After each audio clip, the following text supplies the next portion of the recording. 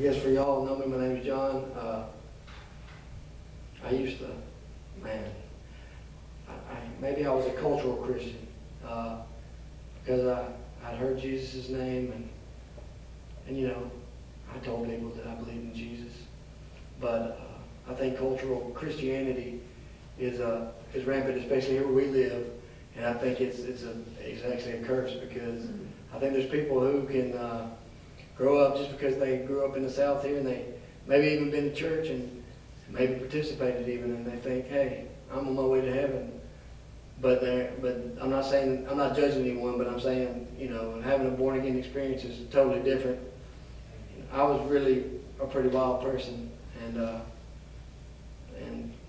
mean, I drank a lot, I did a lot of drugs, I was very angry, and you know, I've been to jail for a few times and stuff, and I mean, I was horrible, and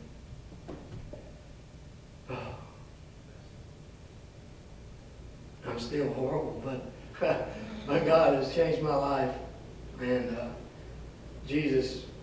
What happened was I was coming off of a real bad drinking binge, and I was in my parents' backyard, and it wasn't a hot day or anything, and I don't know what happened. I don't know. As far as I was concerned, I was dying, and I thought I was dead. I thought that was it. I thought I was checking out, and man, so I left my dad, and he's my stepdad, and I love him very much, but all I could think of was, man, I got to get inside to see my mom and my daughter before I go, because I want to see them.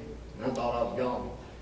And so I started walking. I was all dizzy and walking towards the house, and somewhere between the backyard and the house, I just cried out to God. And I was like, God, please save me. Please, please, please. I mean, you know, you hear people talk about fervent prayers. It was fervent. It was short. It was just like, please help me. And then I went inside, and I lied to God that day. I told him I'd never drink again, and I did. I have. And I also told him that I would change my life. But I didn't realize that day that it wasn't me that was changing my life. I didn't know any better than to say that to him, but that he's the one that changes us.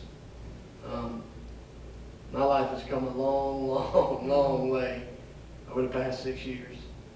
And Jesus is awesome. He's super awesome. He's super spectacular awesome. I thank him. And like he said, man, I've struggled a lot. I still struggle. I go through phases. For me, it's like a roller coaster. I get angry sometimes.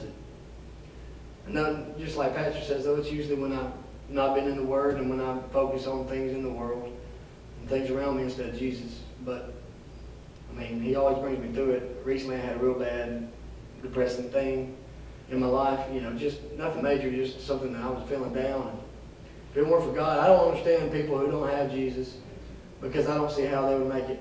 Because I've had suicidal thoughts. I've had all kinds of bad things, you know, but because of Jesus, you know, I'm standing here. That's the truth. And I really depend on him every day. And, you know, sometimes, you know, when we pray, he helps us and he does make everything. But sometimes, you know, when you're in your low points, you have to depend on God. And it really, sometimes, I guess, I'm not trying to say that God puts the low points on you necessarily, but through a low point, he'll bring you up. And you build faith, or he builds your faith. At least that's how I believe that, you know, he does it through you.